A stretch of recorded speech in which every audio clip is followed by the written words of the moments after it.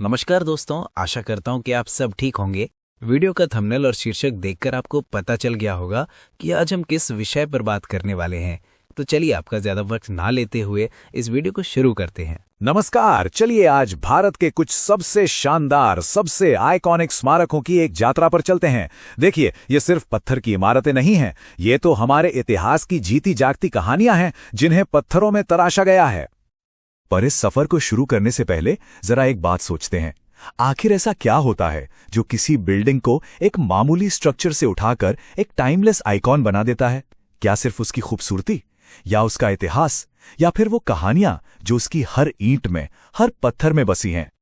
तो आज के हमारे इस सफर का रोड मैप कुछ ऐसा है। हम इन्हीं अलग अलग दौर से गुजरेंगे और देखेंगे कि कैसे उन्होंने भारत की आर्किटेक्चरल हेरिटेज को, मतलब हमारी वास्तुकला की विरासत को शक्ल दी। तो चलिए सबसे पहले यही समझते हैं कि कैसे ये स्मारक पत्थरों में उकेरे गए इतिहास के दस्तावेज हैं। और हमारी कहानी की शुरुआत होती है मुगलों से, एक ऐसा साम्राज्य जिनकी आर्किटेक्चरल एम्बिशंस, मतलब वास्तुकला को लेकर जो उनकी सोच थी, उसने एक पूरे दौर को एक नई पहचान दे दी। अब ये जो टाइमलाइन है ना, ये बहुत दिलचस्प है। ये हमें बताती है कि मुगलों का असर हमारे उपमहाद्वीप पर कितनी लंबी अवधि तक रहा। इसी ने तो आने वाले समय की नींव रखी थी। और मुगलों की बात हो तो जाहिर है सबसे पहले नाम आता है दुनिया भर में मशहूर ताजमहल का। ये एक यूनेस्को वर्ल्ड हेरिटेज साइट तो है ही, पर उससे कहीं ज्यादा ये मोहब्बत की एक ऐसी दास्तान है जो हमेशा के लिए अमर हो गई।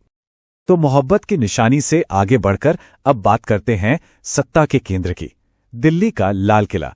ये मुगल साम्राज्य की ताकत और उसके दबदबे का जीता जागता सबूत था।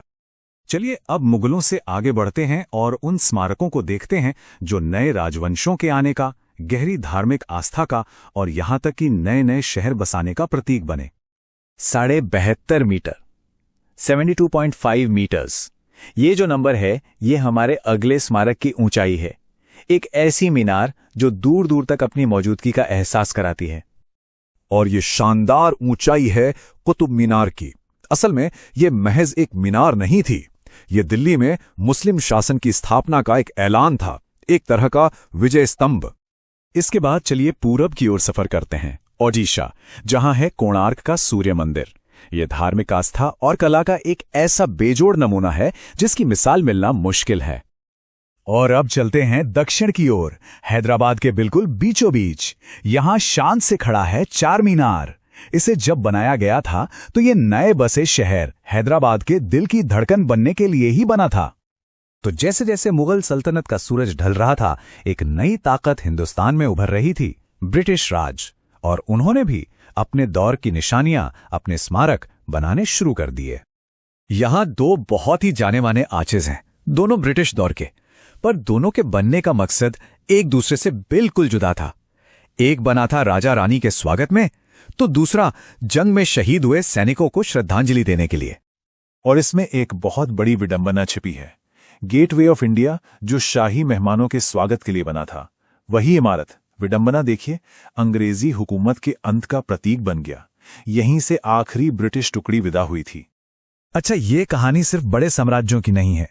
जो क्षेत्रीय रजवाड़े थे, उन्होंने भी वास्तुकला के ऐसे ऐसे नायाब नमूने तैयार किए जो आज भी हैरान कर देते हैं। 953, 953, ये कोई रैंडम नंबर नहीं है। ये एक बहुत ही खास संख्या है जो हमें जयपुर के हवा महल के अनोखे डिजाइन के पीछे का राज बताती है। जी हां, ये 953 छोटी छोटी खिड़कियां हैं जिन्हें झरोखे कहते हैं। इन्हीं झरोखों से शाही घराने की महिलाएं बाहर गली मोहल्लों की चहल पहल देख पाती थीं, बिना किसी की नजर में आए। कला और जरूरत का क्या खूब मेल है। और जयपुर के पास ही आमेर का किला, ये एक पहाड़ी पर बना मजबूत किला है जिसमें हिंदू और राजपूत वास्तुकला का बड़ा सुंदर संगम देखने को मिलता है। ये सिर्फ रक्षा के लिए नहीं, बल्कि राजसी ठाट-बाट से रहने के लिए भी बनाया गया था। और फिर दक्षिण में मैसूर पैलेस को कैसे भूल सकते हैं। ये वोडेयार राजवंश की शान और शौकत और उनकी भव्यता का आज भी एक जीता जागता प्रमाण है। तो इस पूरे सफर के बाद चलिए घूम फिरकर अपने उसी पहले सवाल पर वापस आते हैं। आखिर क्या चीज है जो इन इमारतों को इतना खास, इतना आइकॉनिक बनाती है? देखिए, बात सीधी सी है। ये स्मारक सिर्फ पत्थर और गारे से नहीं बने, ये प्रतीक हैं।